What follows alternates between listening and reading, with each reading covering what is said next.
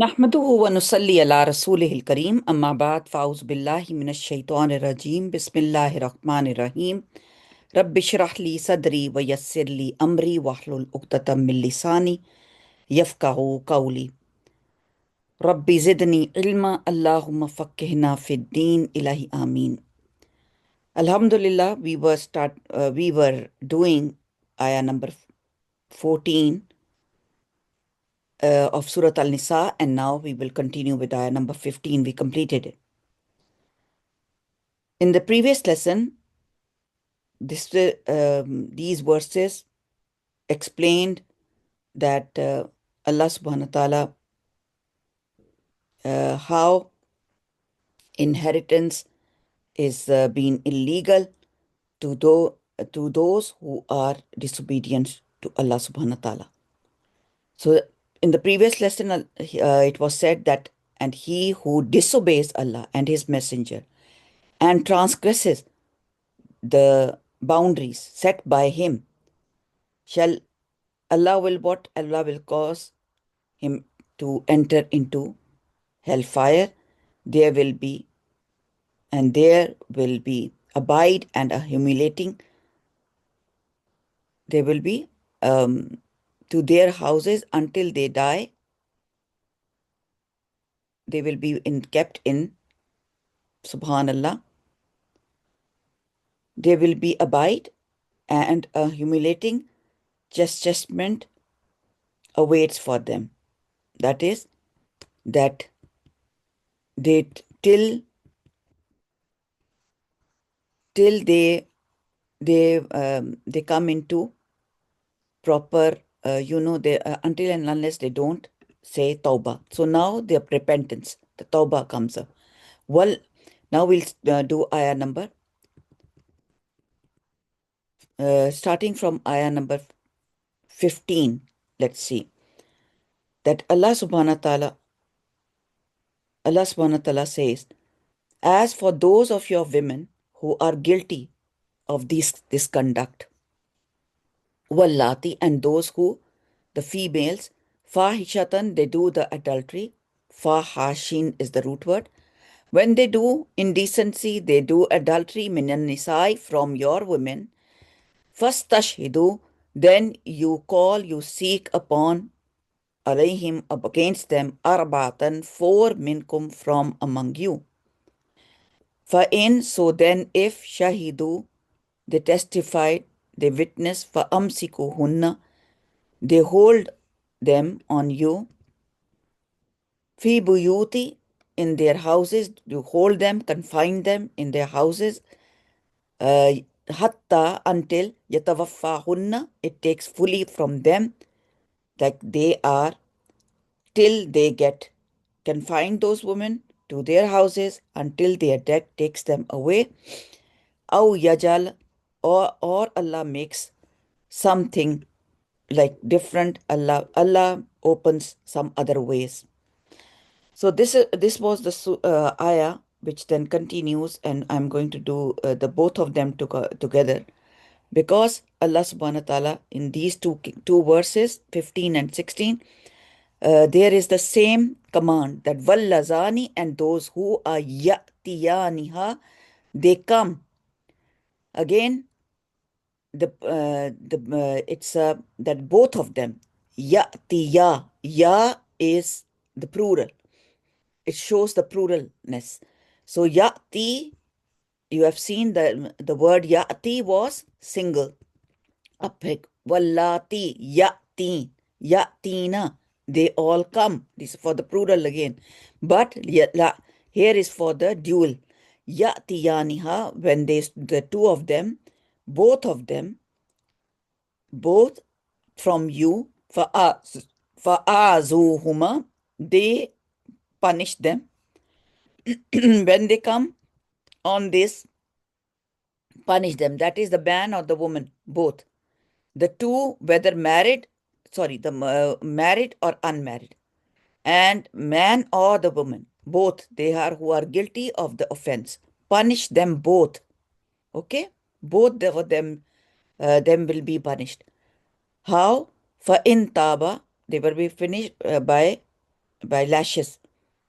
So they are married. For married, they are 100, and for the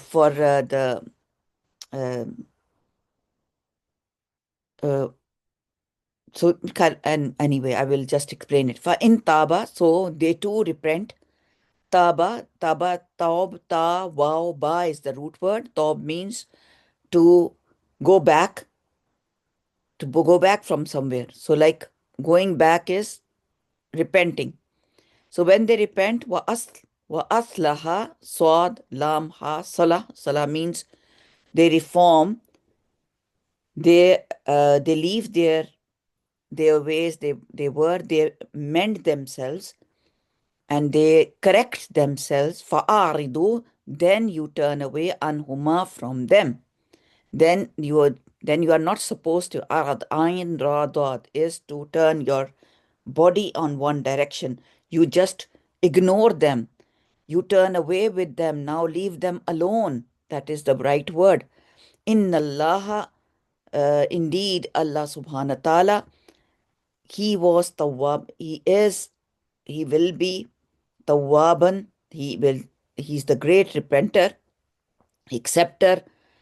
He is the great acceptor of the repentance. And Rahima, he's the one who always merciful. So the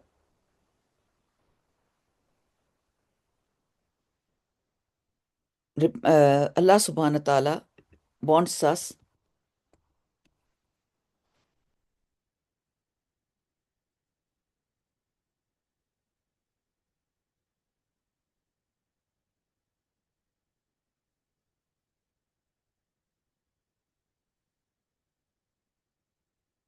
Allah subhanahu wa ta'ala wants us to be um, on our marks. Every time something happens, we should be aware that Allah subhanahu wa ta'ala is there. He is the Tawwab and He is the Rahim. He is most merciful uh, who can repent us. Now, in these two verses, the first thing which is very important is the punishment for unlawful sexual intercourse or being, fahisha, going around having friends out of marriage. So this verse deals with the women. Especially the punishment laid down was to confine them until further decision is made or further. Further, Allah subhanahu wa ta'ala gives some way out. And the second verse, it relates to the both sexes. This is for men and women, as I told you. This lays down that they should be punished. That is, they should be beaten publicly. Publicly, they should be lashed. And so Allah subhanahu wa ta'ala, actually in Surat Noor also, ayah number 2, explains that which laid down the law that both the male and the female should be given 100 lashes. These um, these punishments are necessary for the people to look at them. People should, you know, people should see that what they are supposed to do. So they should obey the orders of any established government, actually. So this is the Islamic orders. And Allah subhanahu wa ta'ala says that this all verdicts should be given in the court of law. So it would be, therefore, have been established at that time period. Now, it's hardly only few of the countries they apply this Islamic law. So this punishment is why? Because so that people may know the lesson and they may know that chastity is so important. It's not a joke.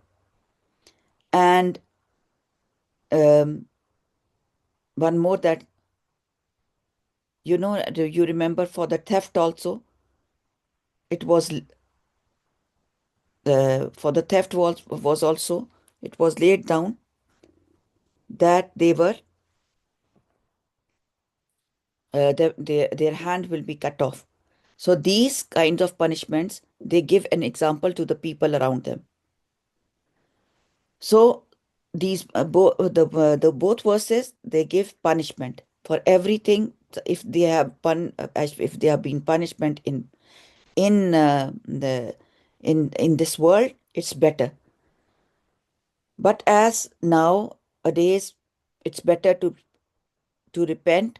So that's why they say that they should be repent in they if they repent and amend their ways, leave them alone. Because surely then Allah subhanahu wa ta'ala is at-Tawwab and ar-Rahim. So it is the Quran which tells us that people should not be openly doing these, these kinds of acts. Especially Islam discourages this, that we should not be very indecent and going around and talking about these things. So that's why Allah subhanahu wa ta'ala first appointed four people. There should be four testified people who testify them, who witness among them. And then Allah subhanahu wa ta'ala says that, look, people have to repent. Why? Now, Allah subhanahu wa ta'ala says, innama, indeed not. Taubatan, the acceptance of repentance, the tauba, getting back. Alallahi, upon Allah, getting back to Allah. Lillazina, for those who ya'lamuna, they perform as-su, the bad or the evil. Seen waw hamza, bijahalatin, with ignorance. If there is someone, if they do something bad, they fall into something evil in ignorance, they don't know. Summa yatubu, then they repent. Min qaribun, from after the qarib, kaf ra ba karab qurb. Qurb means that as soon as they realize it.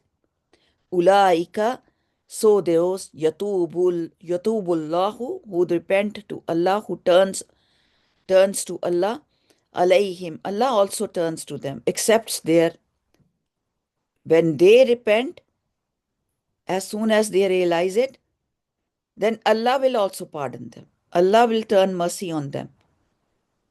Wakan Allahu, and Allah is Alim and Hakima. Allah subhanahu wa ta'ala is Alim, is always knowing, and Hakim is always wise. So, and repentance is that, first of all, you in your heart, you feel that this is bad. So it is towards such person that Allah turns with his rahmah graciously. Allah is all knowing and Allah is all wise. This is very important.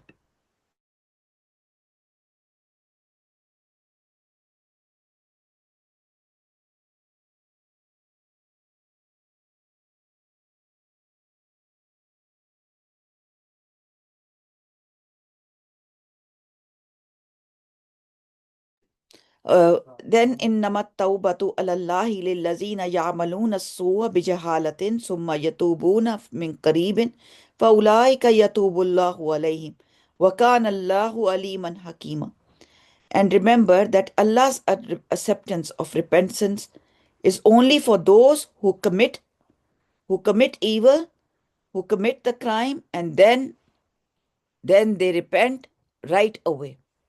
And then they think that now after this, I am not going to do it again. They also promise that they are not going to do it again. This is very, very important. And then we will do the next ayahs in ayah number 17. We have completed ayah number 17. Here Allah subhanahu wa ta'ala wants us to repent in such a way that we should not be doing it again. That is the most important thing. Because repentance was mentioned in the previous verse, now given in the present two verses are the conditions under which repentance is or is not accepted. So, at this point, it should be noted that Quran has used the word in ignorance here, which apparently gives an impression that the repentance may be accepted when a sin is committed unintentionally and unknowingly. But if it is committed deliberately, it will not be acceptable. However, according to the explanation of this Quran, this verse, it says, "May Allah be pleased with them all." The word jahala, the ignorance, here is being used for especially the ones who do with jahala, they don't know what that they are doing this. Number one, and they are doing with ignorance. And but this does not mean that a sinning person is not aware of a sin, or he has no intention, or to commit a sin. Actually, it is a violation. Instead, it means that it was the insensitivity and the heedlessness of a person towards the evil end of sin. It's ultimately punishment which becomes the cause of this act, this sin. Even though he knew a sin is a sin, this is a sin, and this is evil thing to do, and had approached it with intention and violation as well. So, in other words, the word jahala or the ignorance used here is in the sense of carelessness or stupidity, being stupid, being not aware of what you are going doing up to. And this is always happen because when you are more inclined to shaitan, you are more towards the people of shaitan. Your company matters a lot.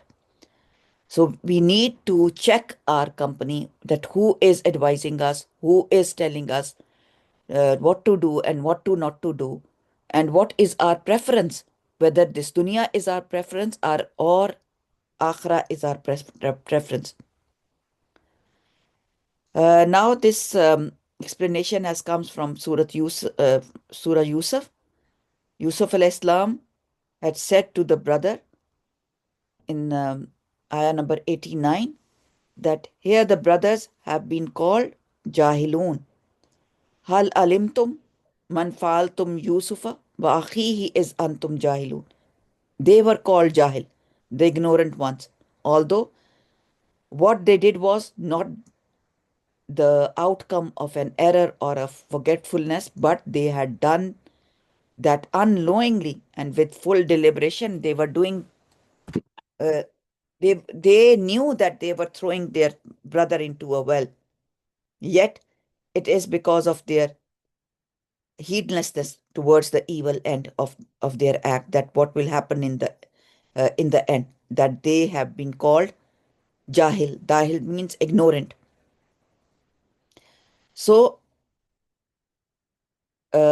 any sin committed by a servant of Allah subhanahu wa ta'ala is anyway an act of ignorance, but it may be a deliberate with intention or not.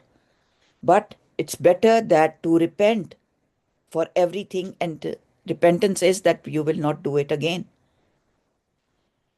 Mujahid said, one of the scholars, that everyone who is doing anything in disobedience to Allah is for the matter ignorant while doing it, even though on the outside he may appear to be a person of great learning. So this tafsir says that if a person who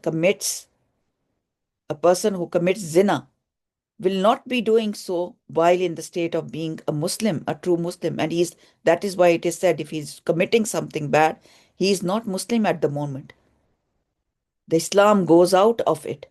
It means that the time when he had that temptation, that evil temptation, he was friend of shaitan. So we have to be very careful. We have to be morally strong enough to think that when we are disobedient, we are being disobedient to Allah. So Allah is, subhanallah, um, warning us that we should not be ignorant, we should be vigilant of what we are doing. And if the evil act happens right away, we should repent. So, this discussion, what it says that the sin that a man commits deliberately or mistakenly, in any case, it gets committed due to nothing but its jahala or ignorance. Therefore, there is a there for the repentance. There's a principle. The repentance of a person who commits some who sins has to go back. So has to say astaghfirullah or has to pray two nafals and then ask repentance from Allah subhanahu wa ta'ala. And Allah accepts the repentance of his servant until the time he passes into the state of death and his soul struggles to get out of his rattling throat. So this we have found in the hadith. Abdullah bin Umar, a hadith comes that he heard from Prophet ﷺ saying, a believing servant of Allah who repents from his sins a month before his death or repents a day or a moment earlier, Allah subhanahu wa ta'ala shall accept his repentance. The condition being that the repentance should be genuine and sincere. Ibn Kasir has said that. So, actually, Prophet ﷺ himself tells us that virtually man's whole lifetime comes under qareeb. It's min qareebun. It's qareeb that we never know when we will die. So better be repentant every day. Rasulullah ﷺ used to repent, say astaghfar 100 times every day. He used to pray the tasbih 100 times. He used to do the zikr. So why? He never made a sin, but he used to do it. So subhanallah, the time is very min qareeb. The sense of min qareeb is that the repentance made at the time is accepted, but the repentance in the second condition, that is the condition of the total despair, is not acceptable. When the time has come, at that time, like Pharaoh, when the time of death came, acceptance was not accepted.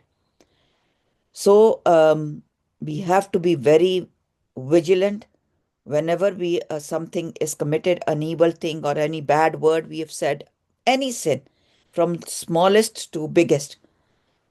So Prophet ﷺ has been pointing out in the Holy Quran itself that where it is expressly mentioned that repenting after the sure signs of death are visible is not accepted. So before the signs of death, we can repent, but not after that. Like Pharaoh, the repentance was not accepted. So there will be min qareeb is shortly hereafter that the time will come. And in this verse serves to indicate that the very lifespan of a man is limited. It's qareeb. It's very limited time. And death, which he may think is far away, but actually it's quite near. Never, people don't know what will they be going through. So it's better that we ask for repentance. Subhanallah. And then the next verse is the This repentance is explained more that no, how it is there is no repentance for those, the ones who persist in their evil deeds. That's what Allah subhanahu wa ta'ala in ayah number 18 says. So inshallah, or we can do it. Anyways, walaysat in tawbatu, and is not tawbah, is repentance. It is not tawbah lillazina, for those ya'maluna, they do perform sayyat, the bad evils, the bad deeds, hatta, until iza hadara ahdumul maut, until when they attend one of them, they approach to their mouth, their death. Qala, at that time, when they say, Inni tubtul an, indeed, I repent now. Wala, and not now. Al an, now. I repent now. Tubtu, I repent. I do tawbah. Walal lazina, and those who yamutuna, they die. Wahum kuffar, and they are disbelievers. The ones who denied, they hide their truth. They are disbelievers. Ulaika, those who atadna, for them Allah has prepared them, for them azabun alima, have prepared for them atonement, a punishment very painful. Allah has prepared for them a painful punishment for those who don't repent. So this ayah number 18 describes those whose repentance is not acceptable with Allah. Those who fearlessly go on committing their sins throughout their entire lives. They don't amend themselves. They don't repent. When death stands on their head and withdrawal of their soul is set in motion, the angels of death are besides them, and the visibility of death is there. They start offering repentance at that time, then it is not acceptable. How could their repentance become acceptable when they kept running away throughout their lives? They didn't want to pray, they didn't want to pay the zakat, they didn't want to accept the Hajj or the Umrah. The five pillars of Islam, they kept on running away. They didn't want it to do their fasting, they wanted to complete their fast. Subhanallah, they wasted all their opportunities of repenting while there was still time to repent. This is very much like Pharaoh and his people who called out while drowning that they were ready to believe in the Lord of Musa al-Islam and Harun. At that time, he was screaming that now I am ready, but Allah subhanahu wa ta'ala says, now it's too late. Naturally, they were told that their declaration of faith at that time was of no consequences because the time set for it was all over. The same thing has been pointed out. So again, I will explain that repentance is very, very important, inshallah. We will talk about it in the next, now the time is up, but we will talk about it, that what is repentance then? The literal explanation of these two verses, we'll just do it next time also. We'll continue because this is very, very important, important thing that we should repent while we are healthy, wealthy, and we are in our senses. And till when our senses are gone, people fall into dementia, people are sick, people have no way to amend themselves. So this is the time to amend ourselves and say istighfar at least, and then amend our deeds also. A performance of our five pillars, we should be doing it properly. Barakallah fi, jazakallah khair, subhanakallahumma wa bihamdika, ashhadu an la ilaha illa anta, astaghfiruka wa atubu ilayk, wa akhiru da'wana alhamdulillahi rabbil alamin. Assalamu alaikum wa rahmatullahi wa barakatuh.